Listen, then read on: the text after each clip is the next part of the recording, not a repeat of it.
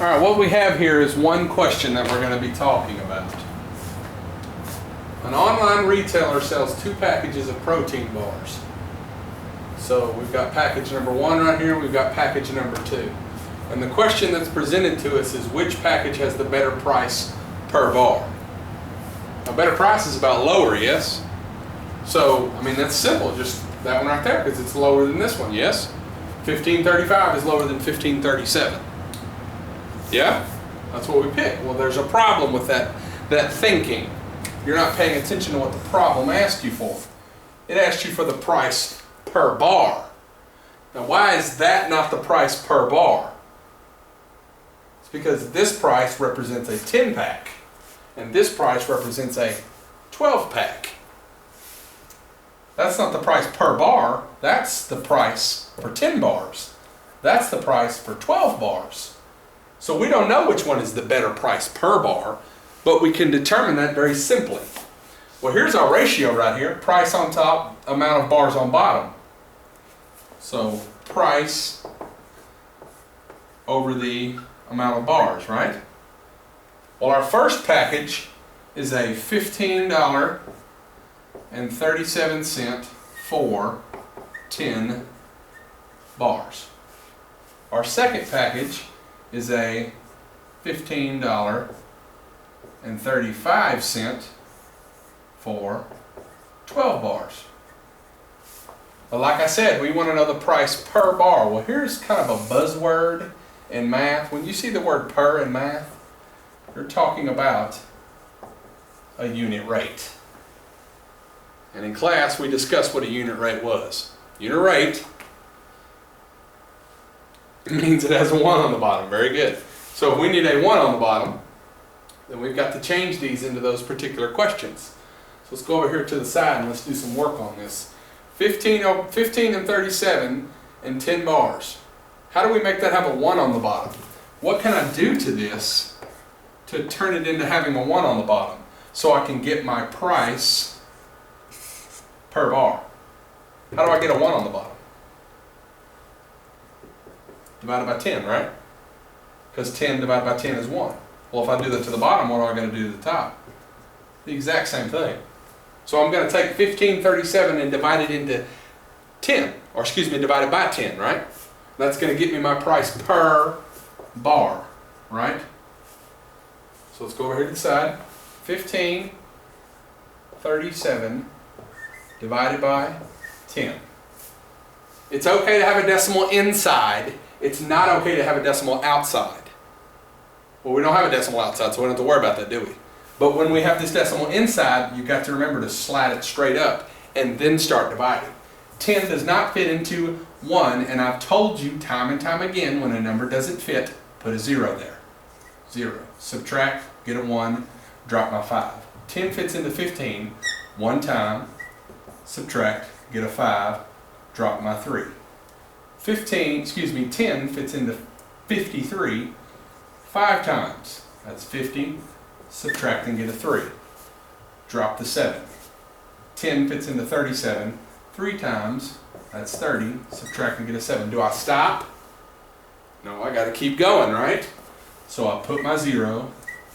10 goes into 70, 7 times. Awesome sauce. Got a terminating decimal so we can stop. Now, real quick, we're talking about the price per bar, right? How many times have you gone to the store and bought something that has 3 numbers behind the decimal? I'm going to go with never on that.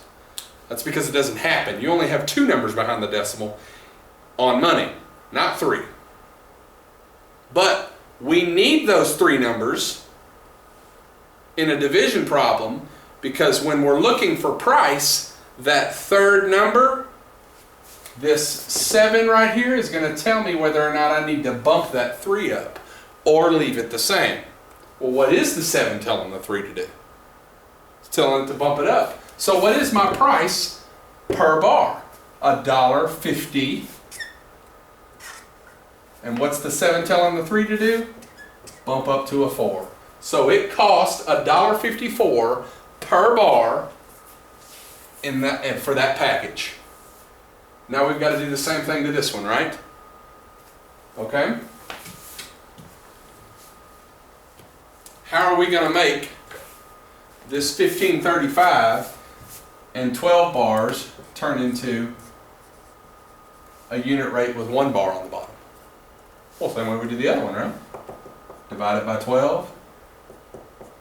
Divided by 12, right? Because 12 divided by 12 is 1 bar. And this would get me my price per bar, correct? All right, so we just got to do a division problem now. So 12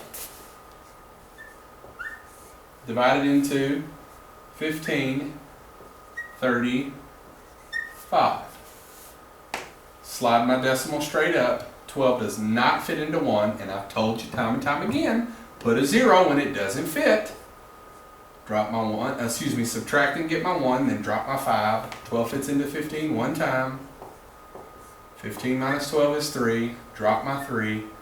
12 times 2 is 24. So that fits in there twice. Subtract and get a what? Ooh, no, can't do that. I'm about to mess up. I can't subtract 4 from 3, so I got to borrow right here. Turn that into a 13 and that into a 2. 13 minus 4 is 9. And then of course 2 minus 2 is 0. Drop my 5 down. 12 goes into 95. Maybe you know that, maybe you don't. I'm going to start with 5 and see where that gets me. That gets me to 60. Well, I still got to up my game quite a bit there. I need to get to 95. So I'm going to bump up a couple. I'm going to go with I'm going to do a 12. I'm running out of space here, so I'm going to go over here to the side. I'm going to do a 12 times 7. 7 times 2 is 14. Carry the 1. 7 times 1 is 7 plus 1. 84. Perfect, right? Just close enough. All right, so I'm going to put my 7 up here, and then my 84 down here. Subtract that, that's 11. Okay? Now what do I got to do? Keep going. That's right, because I haven't terminated or repeated. So I dropped this 0 down. 12, 110. I've got a 24, a 60, and an 84. Well, it's bigger than the 84, so I've got to up my game some more. I need it to go to 110. 84 is not even close to that. So instead of going to 8, I'm going to do 12 times 9. 9 times 2 is 18. 9 times 1 is 9, plus 1 is 10. That's 108. Perfect, right? So put my 9 right here, and my 108 right here. Well, when I subtract that, I get 2. Am I supposed to stop or keep going?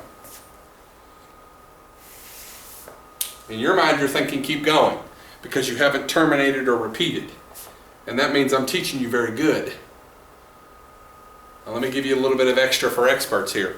What are we dealing with? Remind yourself what we're dealing with. Price.